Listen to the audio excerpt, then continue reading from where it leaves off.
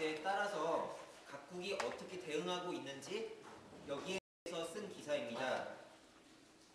여기 기사에서 보시면 아시겠지만 달러 약세에 대해서 거부하고 있는 반응을 보이는 국가도 있고요. 그리고 이것을 그냥 자연스럽게 어쩔 수 없이 수용할 수밖에 없는 그런 국가도 있습니다. 지금 이것은 기사에 나온 그림인데요. 여기 각각 달러가 각국의 공급량이 증가하게 됨으로써 각국이 어떤 나라는 이를 망치로 이렇게 억누르려고 하는 모습을 이렇게 풍자한 그림이 있어서 이게 이 기사를 적절히 표현해준 그림이라고 생각해서 메인 화면에 집어넣었습니다. 이제 제가 이야기를 풀어나갈 순서는 다음과 같은데요. 한번 보시겠습니다. 일단 기사에서 약간 용어상의 문제가 있는 것도 있었고요. 그리고 제가 하다가 어려운 단어들이 있어서 그것들을 한번 조사해 보았고요. 그리고 이 기사를 어제나 엊그저께 잠깐 보시고 오셨겠지만 많이 잊어버린 분도 계실까봐 거기에 대해서 잠깐 리뷰를 하겠습니다. 그리고 이 기사의 원래 사건이 된 달러 약세에 대해서 일단 이야기를 해볼 것이고요. 그리고 한국이 어떤 문제가 있는지, 이 달러 약세로 인해서 우리나라가 어떤 문제가 있는지 일단 알아볼 것입니다. 여기에서 제가 초점으로 삼고 싶은 것은 이 달러 약세라는 현상을 아는 것이 첫 번째고요. 그리고 두 번째는 이 한국이 어떤 상황이 있는지 알아보고 그것을 한국이 어떻게 해결해 나가는 게 좋을지 그 두 가지만이 저의 핵심이고요. 나머지는 그 이야기를 풀어나가기 위한 보조자료라고 생각하시면 됩니다. 예, 이렇게 한국의 문제점과 해결책을 여러 군데서 중국과 일본 등에서 살펴본 후에 이 결론을 내림으로써 제 발표를 마치겠습니다. 일단 용어를 보면요. 키위 달러는 뉴질랜드 달러를 의미합니다. 그리고 프랑스와 아일랜드를 제외한 나토 국방장관 그룹을 유로 그룹이라고 하고요. 그리고 달러 뒷면이 초록색이라서 이 그린덱이라는 것은 달러 지폐의 속어입니다. 그리고 이 기사에서 달러 약세에 따라 피해를 입은 국가는 변동환율제 국가입니다. 그래서 제가 이 용어를 집어넣었는데요. 중앙은행이 개입이 없이 외환시장의 수요와 공급이 만나는 지점에서 환율이 결정되는 것을 변동환율제도라고 합니다.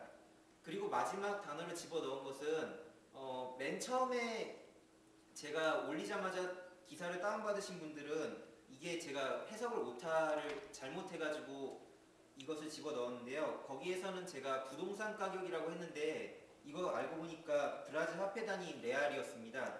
그 코멘트를 바꿔서 여기다가 넣었습니다. 기사에 보면 각국의 대응 방안은 크게 세 가지로 나눠집니다. 일단 첫 번째는 통화가치 상승을 막기 위한 직접 조치가 있고요. 그리고 두 번째는 말로 달러 약세를 억누르기 위한 조치가 두 번째고요. 그리고 세 번째는 달러 약세를 어쩔 수 없이 수용하는 입장, 그것이 세 번째입니다. 이에 따라서 각국의 입장을 한번 보시겠습니다.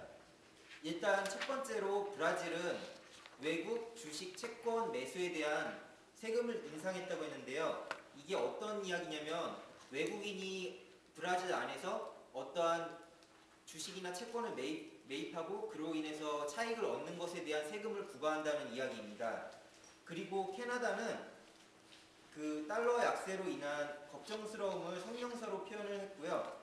그리고 프랑스는 유럽 경제의 재앙이라고 표현을 했지만 그 기사의 후에 보시면 아시듯이 유럽 내 수출 1위 자리를 프랑스가 뺏겼습니다. 그러한 상황도 기사가 이야기를 해주고 있고요. 그리고 독일은 달러 약세에 대해 별 상관이 없다고 거기 표명을 하고 있습니다. 그리고 유럽연합에서는 달러 약세가 손쓰기 힘든 곳으로 가면 어떡하는지 거기에 대해서 걱정을 하고 있고요. 그리고 뉴질랜드는 이 뉴질랜드 달러는 높은 비율로 유지되지 못할 것이라는 이야기를 하고 있습니다. 또한 호주는 이자율 인상으로 인해서 환율에 대해 고려하지 않고요. 그리고 호주 경제 복원으로 인해 달러화가 약세 현상을 보이고 있습니다. 이로 인해 출혈 중이고요. 하지만 일본은 상대적으로 동요하지 않고 있습니다. 이 일본에 대한 이야기는 후에 더 이어질 것이고요. 그렇다면 한국은 어떤 문제점이 있고 어떻게 나가는 것이 좋은지 그것을 제가 한번 이야기해 보도록 하겠습니다.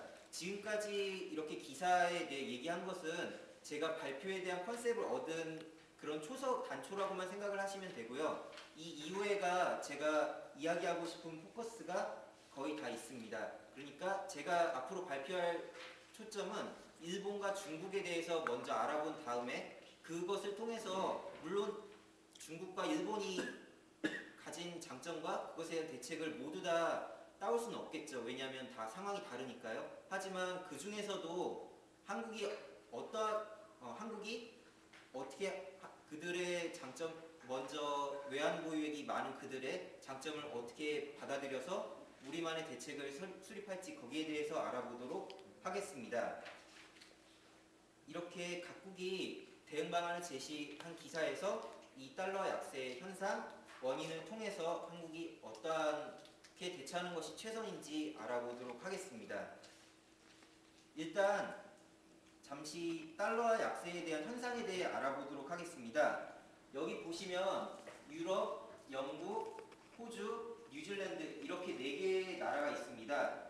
굳이 이 4개의 나라를 선정한 이유는 한국은행 경제통계 시스템에서 쭉 자료를 추출하고 싶은 하나의 자료로 나타내고 싶었는데요. 이 극간이 최대한 적은 4개 국가를 선정을 했습니다.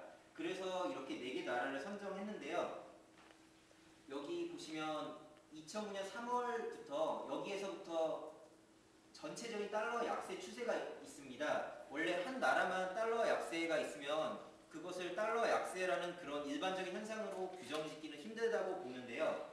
여기에서부터 여기 있는 4개 국가가 전부 이 고점으로부터 하락 추세에 있습니다. 물론 여기에서는 이 하락 추세가 그렇게 심한 것처럼 보이진 않는데요. 여기에서 퍼센티지로 이걸 환산하면 이것 또한 상당한 것이라고 보았기 때문에 이렇게 4개 나라를 선정했습니다. 이에 대해서 전문가들은 어떠한 입장을 취하고 있는지 한번 알아보았습니다. 이 두 교수님의 이야기를 통해서 그 전문가의 입장을 대변해 보도록 하겠습니다. 일단 버클리대 베리 아이켄그린 교수님께서는요. 달러 약세가 미국이 내세울 수 있는 유일한 무기라고 하셨습니다. 그것의 이유를 한번 생각을 해보았는데요. 이 달러 약세가 되면 미국 제품의 가격이 상대적으로 내려가겠죠. 그러면 수출이 증가하고요.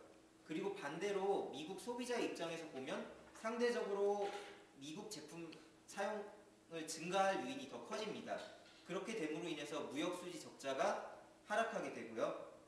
그리고 이 밑에 보시면 케네스 로고프 교수님께서는 달러 가치는 아직 10% 이상 더 떨어져야 할 것 같다고 이야기를 하셨습니다. 이러한 말씀은 곧 보여질 슬라이드에서 왜 이렇게 발언을 하셨는지 더 알아보도록 하겠습니다.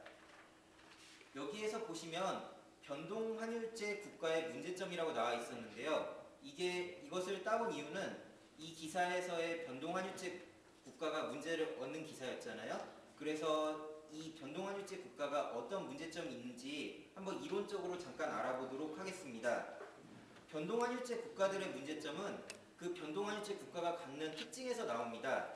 시장의 수요와 공급에 의해서 그 환율이 결정되는 변동환율제 국가의 특성상 이 환율은 단기적으로는 불안정할 수 있습니다. 그리고 환율 변동성으로 인해서 무역과 투자가 위축할 가능성이 있는데요. 저기 칠판에 제가 쓴 걸 잠깐 봐주시겠습니까? 저기 보시면 원래는 무역 수지가 달러 약세가 되면 상대적으로 미국의 입장에서 한번 보겠습니다. 그러면 미국에서 달러 약세가 되면 상대적으로 수출은 증가해야 되죠. 그런데 미국의 입장에서 수출이 증가해서 무역 수지 흑자가 돼야 되는데 그 가격이 증가하는 만큼 물량이 바로 즉각적으로 대응을 해주지 못하게 됩니다. 따라서 원래 이론적으로 보면 바로 이렇게 파란색 점으로 나타난 것 같이 바로 즉각적으로 상승을 해야 하지만 이게 이론적으로 이렇게 되지 못하고 약간 이렇게 내려갔다가 서서히 올라가는